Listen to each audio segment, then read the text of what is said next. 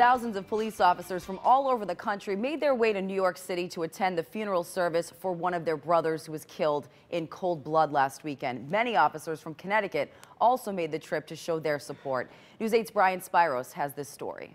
We work every day and we sacrifice for everybody.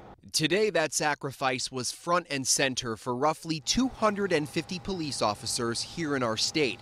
Early this morning, they boarded buses in the capital city and began a somber journey to New York City, where they bid farewell to one of their own at the funeral of NYPD officer Rafael Ramos. Well, it's a show of support.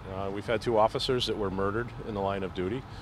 Given the political climate that's in this country right now, we feel the need to support our fellow officers, and that's the best way we can do it. Ramos was one of two officers ambushed and killed 1 week ago. Even though these Connecticut police officers didn't know him, an attack on one police officer is an attack on all of them. They were targeted because of the color blue that they wear. They were targeted for their uniform. They were targeted because of what they do for a living. Officers from 20 different towns, including Hartford, Windsor, Bristol, Middletown, and Waterbury, attended this morning's service. Before the buses left, a group of officers began their trek to Queens by motorcycle.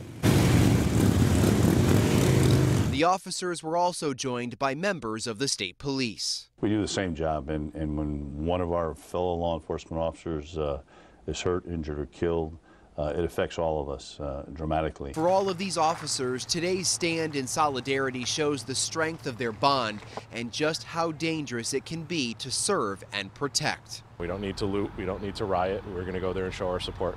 Be professional. Reporting from Hartford, Brian Spiros, News 8.